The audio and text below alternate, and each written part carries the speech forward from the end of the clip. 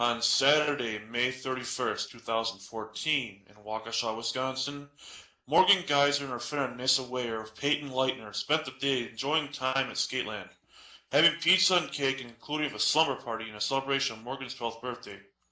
Peyton was very excited and had looked forward to this party for weeks because Morgan was her best friend.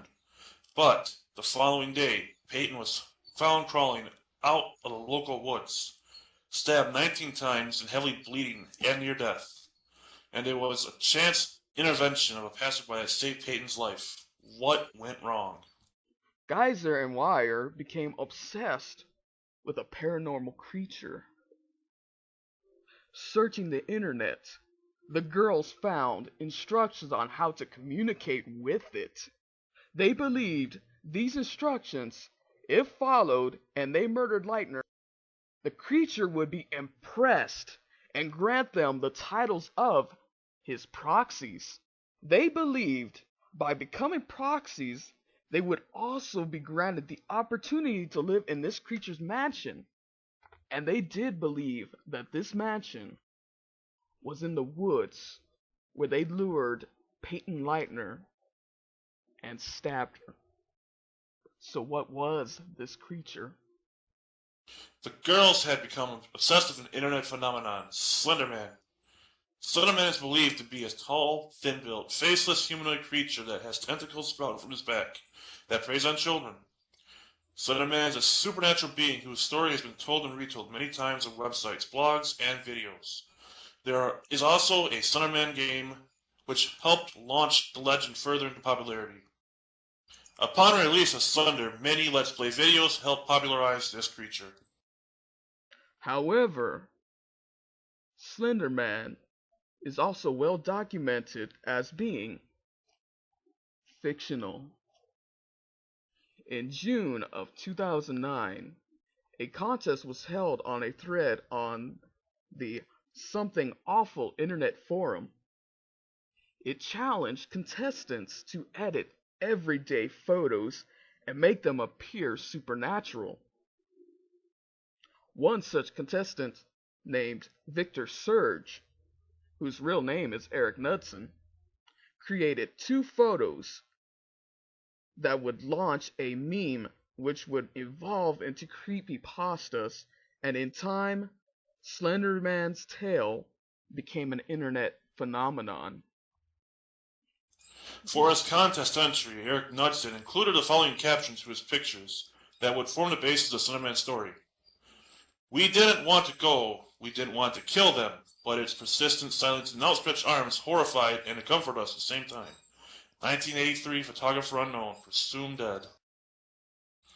The second photo held this caption: "One of 2 recovered photographs from the Sterling City Library blaze. Notable for being taken the day in which 14 children vanished and for what is referred to as the Slenderman. Deformities cited as filmed effects by officials, they say. The fire at the library occurred 1 week later. Actual photograph confiscated as evidence. 1986, photographer Mary Thomas, missing since June 13th, 1986. How did a fictional character inspire such a brutal attempted murder? The internet is full of such tales, the dark and sinister. Parents should be aware of what their children are exploring. Be aware of the heroes or legends they admire and aspire to emulate.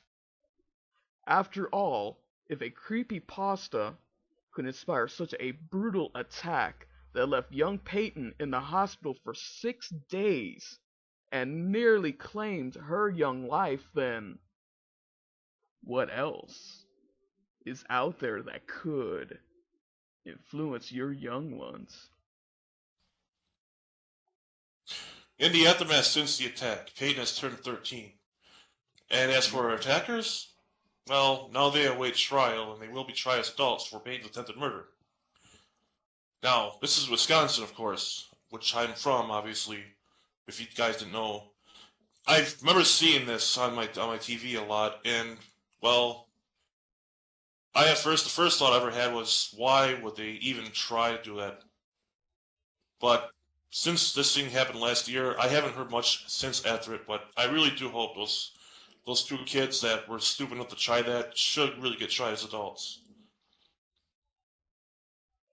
In related Slenderman news, the Pine Ridge Indian Reservation in South Dakota is plagued by a rash of young people attempting suicide.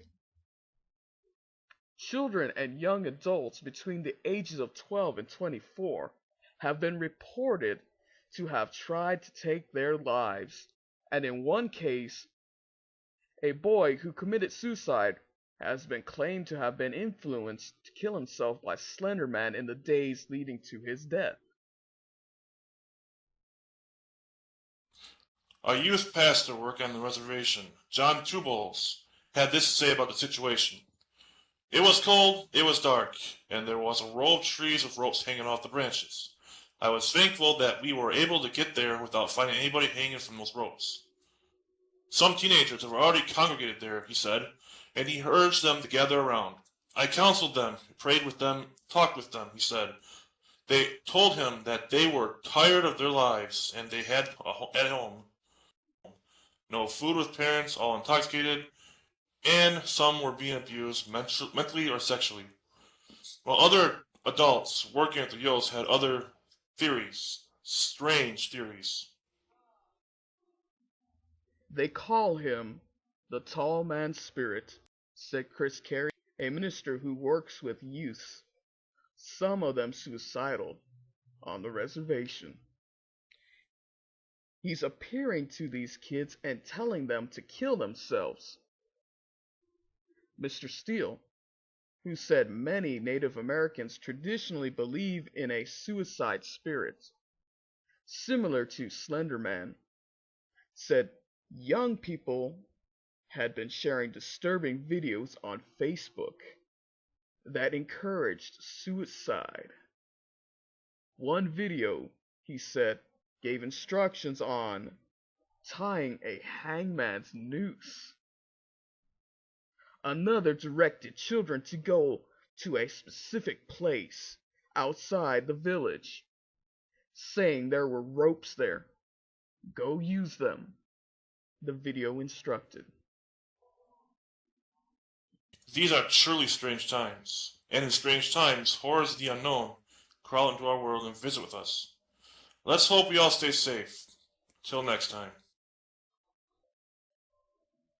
This has been Modern Mythos or Legends. I was your host, Kiro Serna, and my co-host, Ace Riggs Hilda. We hope that you could join us again next time. We've got many more where this came from. We will be bringing you further tales of the macabre. We will be hopefully giving you a little nightmare fuel along the way. This is our new series, Modern Mythos of Legends.